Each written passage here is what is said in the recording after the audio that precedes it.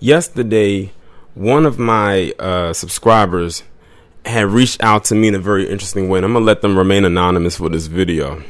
And when I say interesting, I mean they didn't reach out to me by email. They actually left me their number and wanted me to contact them. And at first I was like, I don't know who this is, and I don't call unknown numbers or numbers that I'm not familiar with, because you never know who could be on the other end of that phone. But they said it was ASAP and it was urgent. And I said, okay, I'll speak to them, and see what's going on, because it does sound like an emergency. So I reached out to them, and they basically gave me a rundown of the story that I'm about to talk to you about right now, mainly because this person was close to them, and it has something to do with the Wuhan. Now, you see 4 people in this image, but I'm really focusing on just one person, and that's the man.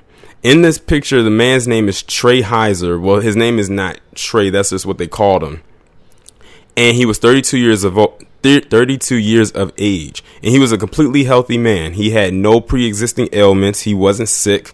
He didn't have, anything that would make him pass away faster from this virus. But unfortunately, something happened, and he ended up getting it, and he ended up dying in 3 days. So basically what happened was he went to work business as usual, and somebody from his job tested positive for the Wuhan. And they didn't follow protocol by staying home. They still came to work, and he ended up contracting it. And then he came home not feeling good. And then in 3 days, he died just that fast, like just completely taken out with like no warning. He didn't know what was going on. Like, he didn't have anything. He didn't have to be quarantined. Like, prior to that, the person who decided to come to work that day had it, and they spread it to him, and he died. And what's crazy is because now that he came home, he most likely could have exposed it to his family. I'm guessing that's his wife and his 2 children, which means they're probably going to have to be quarantined as well.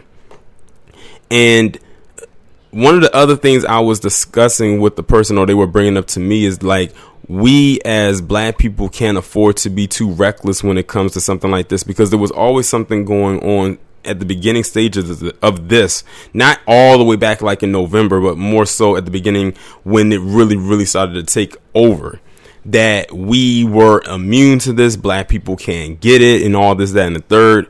Listen, we've already seen a few cases now of black people who are quote unquote non-famous who have contracted the Wuhan, and they're being affected by it. Let me tell you something right now. Just because we have a good amount of melanin does not mean we are immune to this. The melanin is more so sun protection. It's like our own personal suntan, like not suntan, our own personal like protection from the sun.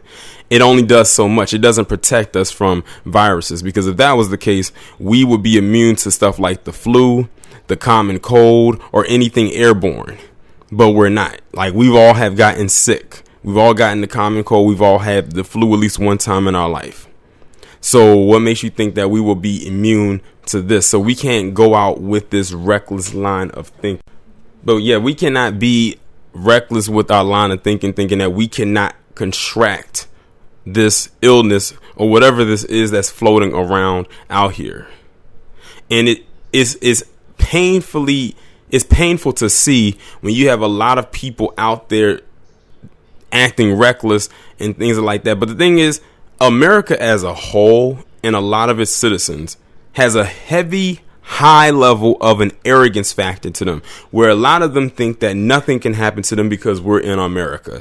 Like, you've seen the videos online where you've had these college age kids out in Miami, for the most part, at the beach partying, saying that they're going to enjoy their spring break, that this virus is not going to affect them. And some of them, you don't even care if it affects them. They said they're still going to have this spring break. I'm like, listen, if you want to live to even see your next spring break, follow the protocols, and then don't make it just about you. Think about the other people that's around you that can get it. Some people may be asymptomatic, not feel any symptoms, but that doesn't mean the next person will be, because you can go around and you can spread this to somebody else and not even know. But you just have to be careful with how reckless you are when it comes to something like this, because they don't know how they're going to contain this thing. It's like everyday buys are just piling up everywhere. Could they be inflating some of those numbers for dramatic effect? Of course. Mainstream media does it all the time, especially when it comes to black people, when they love to throw out that 13% this, 50% that crap. But as it stands right now, we are only a couple days into this quote unquote quarantine. And I was talking to somebody the other day, and it seems like we've been in this little quarantine thing for months. The way that it's functioning as it stands. Some people probably don't even know what day it is because of the ongoing, thing right here. But all I'm saying is just be careful. And to the black people out there, don't think that you cannot get it. Because at my mother's job, and I kid you not, and I'm going to end the video after this, somebody at her job caught or was tested positive for that virus. Luckily for her, she wasn't at work that day. But her doctor recommended that she does a 2-week quarantine just to be safe, just to be, practice precaution. So if you have a doctor or physician that says they want you to quarantine for 2 weeks just for precaution, just to make sure, do it. Don't be hard-headed and just go out there and just do whatever it is that you want to do. Because like I said, they don't know how long this is going to be around. It's already affected the globe as far as we know a few times over.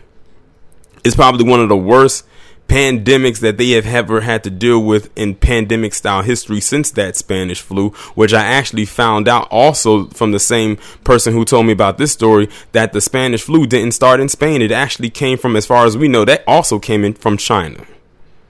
Yeah, they said somebody over in Spain went over to China to visit or do a vacation or whatever back in the early 1900s, and they ended up getting sick when they came back from China, and that's how it spread. So the Spanish flu didn't start in China. So as far as we know, another pandemic that lasted 18 months came from China as well. So what does that tell you? Like I said, China has to hold this L for this one. They just have to. They have to hold a huge L for this. But I do offer my condolences to this man's family, his wife and his children, and any of his other loved ones out there. But like I said, just be safe. Just be as safe as you possibly can, and don't be reckless, and stop with the arrogance of thinking that you cannot get this because of your melanin. To my black people out there that still think that. But y'all let me know what y'all think about this down in the comments. Like, share, subscribe. Make sure you follow me on Twitter if you haven't done so already. Have your notifications turned on. I will talk to you in the next one.